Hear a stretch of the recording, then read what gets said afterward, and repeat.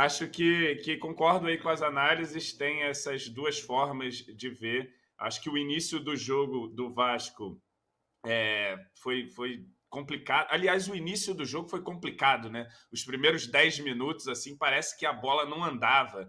Teve ali uma queda do cara já com 40 segundos de jogo, do Lanús. Aí depois Mas o caiu Lanús fez outro, uma depois pressão caiu o interessante Verratti. ali, cara. O Lanús fez uma pressão no início que eu não estava esperando que o time Sim, argentino fizesse e fez bem, tá? Complicou bem o Vasco no início e acho que esse foi um dos grandes méritos do Vasco.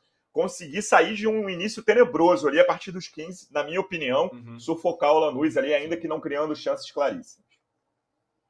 Então, e o Lanús teve essa chance, né? Uma sobra de escanteio ali, 4 minutos de jogo, sei lá, o cara pega, emenda um chute na trave e conseguia subir a marcação, dificultar o Vasco e tentava pelo lado direito lá construir alguma coisa. Não chegou a construir muita coisa, né? Também, mas conseguiu meio que dificultar o jogo do Vasco. A partir dos 15, o time começa a se soltar, começa a controlar mais o jogo e aí leva esse controle até o fim e vai aumentando o seu volume ali. E diferente do que acontecia nos outros jogos, em que o lado esquerdo era o lado que se associava mais, que produzia mais, passou a ser o lado direito. Com o PH fazendo a partida assim monumental no Jogou aspecto muito. físico e avançando e tal. Mas isso também é um problema, que eu acho que foi um problema do Vasco. Nesse momento em que a gente foi melhor, o acabamento técnico das jogadas, né? O Muito pelo PH vinha, PH, né? atropelava, tabelava e puta, e dava o passo mais forte, ou mais para trás, ou mais para frente e tal. Isso aconteceu em alguns momentos, mas não foi um jogo também de grande volume de chances, né? De finalizações assim, de fato perigosas. Teve uma ali pelo lado direito, que é o PH e o Ryan tabelando, e o Jair também encostando.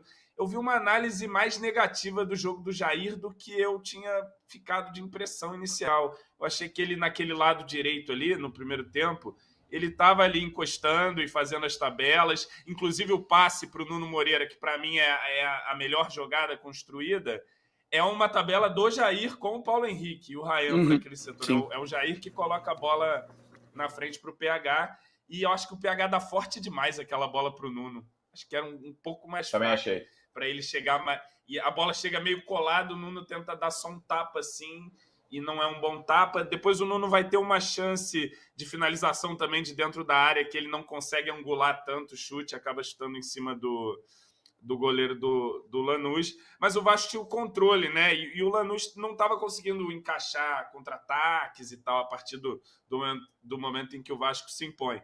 E aí, no segundo tempo, concordo também com vocês. Até um início que podia ser promissor, ter uma bola que o Coutinho recebe na entrada da área, que ele pega mal na bola, mas estava ali no espaço certo para finalizar, ele pega meio de trivela. Eu não vi tanto o jogo depois, eu gosto de assistir o jogo depois, mas me pareceu bom lance para finalizar, né? Que acaba não se transformando numa boa chance, porque ele pega bem mal na bola.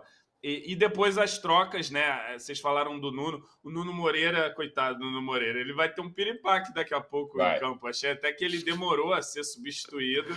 Ele está claramente desgastado, né? Você vê que ele... Acho até que isso prejudicou ele no jogo dele, no sentido que ele estava jogando mais para trás do que ele costuma fazer, até para cadenciar mais o jogo, porque estava difícil a pegada. A gente vem de um jogo muito desgastante no fim de semana, né? Contra o Flamengo, que é um jogo que você tem que sempre se desdobrar ali os jogadores, e acho que fizeram isso em boa parte do último clássico para conseguir equilibrar. E aí acho que o desgaste pesa e o banco aí pesa. E aí, para mim, tem uma coisa que o Carille poderia evitar, que é o Alex Teixeira, né? Eu acho que são tipo de atitudes que chama também para ele. Não vejo mais justificativa de Teixeira ali no time. E fala, mas é botar talvez, quem, João? Sei lá, Não, depois eu paro para pensar. Eu também não vejo justificativa para o Teixeira. Os caras que a gente podia acabou de Garré, contratar, né? E não entra, né? É. E aí vai para um problema que já é de Exatamente. montagem de elenco, que a gente fala e tal, que é complicado, né? Mas enfim. Ele falou Vai, Guerra. Não, eu ia só comentar que o Vasco demonstrou um cansaço, a gente vê, né, claramente, assim, a partir do segundo tempo, principalmente, como o volume do Vasco diminuiu e ele demorou bastante para fazer as mudanças, assim, né, praticamente as últimas duas mudanças foram nos acréscimos e o Garré não entra, justamente, coloca o Zuccarello, que até outro dia estava sendo preterido, voltou para o sub-20, agora voltou a figurar ali entre os reservas. Então, isso tudo acaba deixando a torcida com esse pé atrás, né? Tanto que ele saiu mais uma vez vaiado de São Januário. Eu acho que pelo resultado é um jogo muito ruim, assim, não como a gente já falou. Eu acho que o Vasco produziu alguma coisa no primeiro tempo, teve algumas associações interessantes, principalmente pelo lado direito, mas em termos de resultado é muito ruim, assim, a gente pensar que o Vasco empatou em casa com um confronto direto contra o Lanús, vão ter 2 jogos agora fora de casa, contra o Puerto Cabello e contra o próprio Lanús, e depois vai fechar a fase de grupos contra o Melgar em casa, e o Vasco precisando pontuar, né? Vai precisar conseguir esses pontos que não conquistou, esse tropeço em casa, fora de casa, e é um pouco complexo, principalmente como o Vasco vem atuando como visitante. E as demonstrações que o Carille fala, a gente fala justamente o Alex Teixeira, uma mensagem ruim para a torcida. Eu acho que, mais uma vez, ele saindo correndo ali no fim do jogo, com a torcida xingando ele, eu acho que é uma demonstração de que falta, às vezes, ele se comunicar melhor com o torcedor. E é isso, a falta de elenco também é um pouco complexa.